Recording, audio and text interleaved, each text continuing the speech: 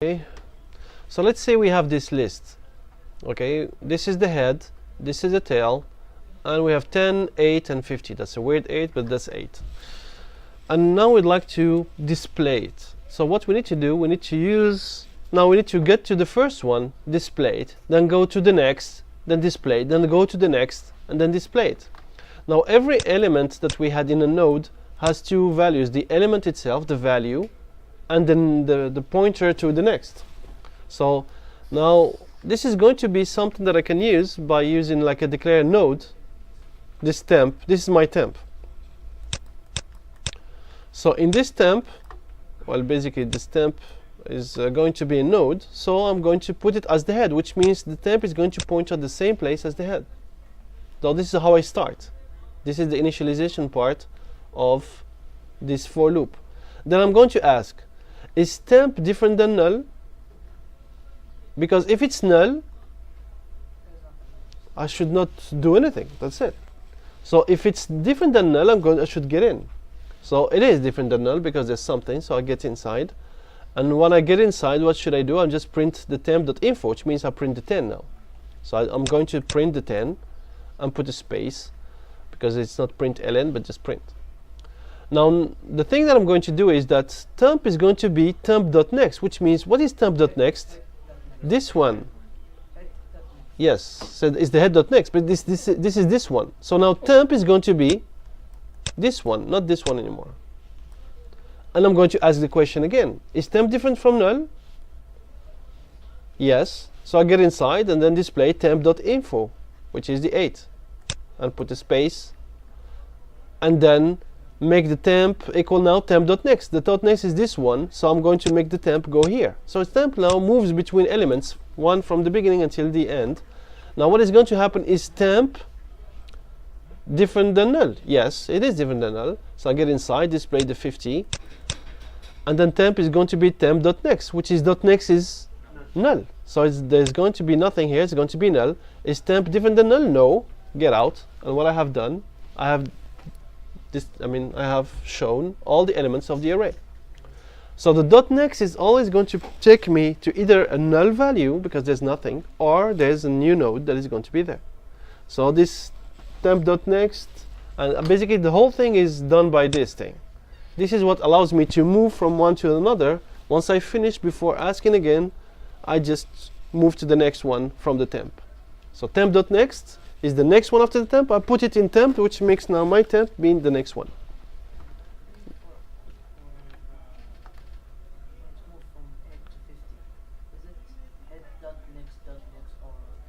No, but yeah, if you get stuck with the head.next.next, but I'm not using the head. That's why I use the new variable called temp. So the temp is going to always move. But we did it like that. Exactly. Head.next.next and .next. I can do another thing. You know what I can do? I can do something different but it's not really worth it. I can do something. Let me show you what I would like to do. I can do something like this. Private int number, or how many elements, element count, or let's say count, which just is going to count how many elements do I have. So I can just make another variable that is going to just count. If when I'm initializing it, I'm going to put it 0, and then if I can just change this to make it the head is null, or maybe I can ask if count is equal to 0, that means it's empty. And every time I add to the head or add to the tail, I'm just going to do something like this. So every time I add, regardless if it's to the head or to the tail, or if it's empty or not, I just always increment. I'm sorry? Yeah, exactly. And when I delete, I just count minus minus, and that's something that I can do, but it's not really that useful. Anyways, delete, whatever. Every time there's a delete, every time there's add, find it, I'm not changing anything, and this is my inner class, so I don't need to add anything. So now if I have something like this, I can maybe try to say for I is equal to int I is equal to 0, I less than count, because this is going to tell me how many elements do I have. And then I put this I plus plus. But what should I do? Then I need to do basically some of the things that I just did. Let me just go back to this and then copy. I need to do basically some of those things. Let's go back. I need to declare the new temp, but then it should be the head. Which one should it be? I should start from the head, and then maybe if I start from the head, and not all the time I'm starting from the head, so maybe the first time I'm going to start from the head, so I need to take it out, and then I'm going to display this, and then I'm going to make temp equal temp dot next.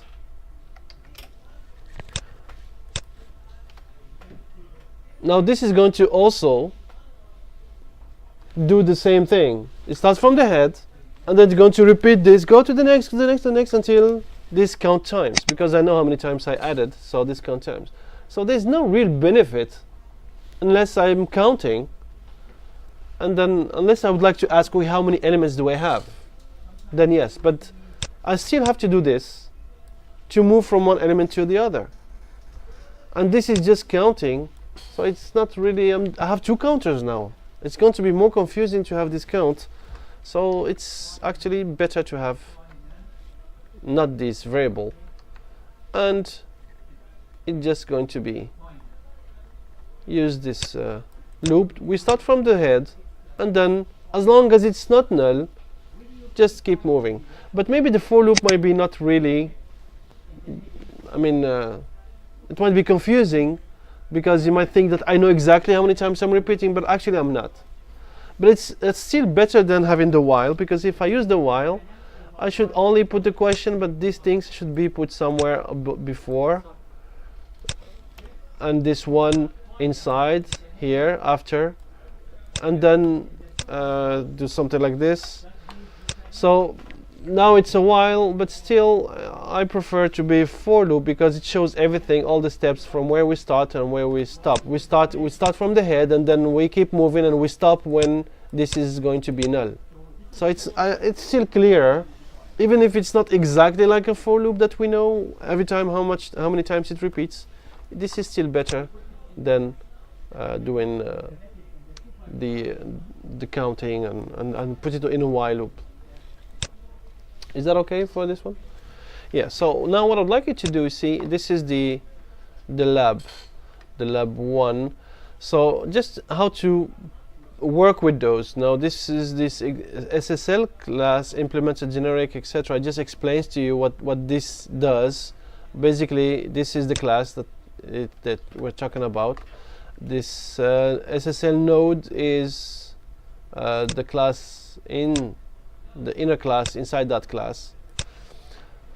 And the advantage of this to be an inner class, we could just make it even private. It will just still be okay, because this is normally, because it's an inner class, I can access the private members from those.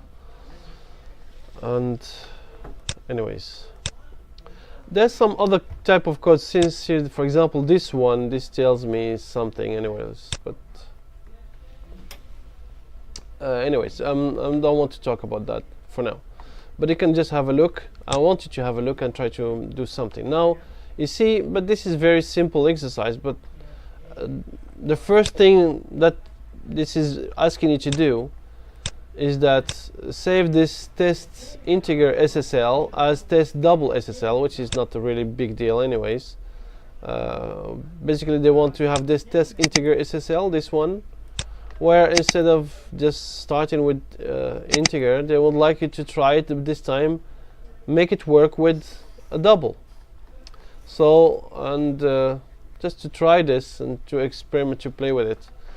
And then we have this one is the test SSL with this with the integer. We want you to try it with double, okay? So you change it to this, you copy it, and with NetBeans you just create Ctrl+C and then you click here and Ctrl+V, and it's going to ask you, okay, what's the new name of this class you'd like to do? Then you're going to make it now test integer instead of test integer, test double, and you remove the 1 and remove the R here. And then you click refactor. This is going to create this new one for you. And of course, now we don't want to use integer, we would like to use double. So you have to replace all this integer with a double. But I'd like you to be able to also, there's some changes that needs to be done. You see, because this is next int. Now I'm not reading an int, I need to read a double. So you have to make some changes accordingly. And also run this and make it work. So because when you run it, you're going to see there's some things that you can experiment with. And I'd like you to be able to understand all these parts, especially the search for node, how it works, the one that I told you that I'm not going to talk about it now. So I'd like you I'd like you to be able to understand how these nodes are going to be added, etc. Now this other question is about this test item. The test item is because there's another class called item that has a name and price. And make sure that you understand how it works, and then change it to test student. When now we instead of having an item in the test item, it's going to be a student. So you have to create a class student, and then you would like to have a linked list of students. So that's the lab 1. That's the plan for us today, inshallah. But I'd like you also, while you're doing this, to make sure that you understand how the list works. So if you have any question regarding, for example, this SL, how the find works, which you should have an idea of now, just to understand how this works. Notice this is a kind of a weird thing. Or how the delete from the head or delete from the tail works.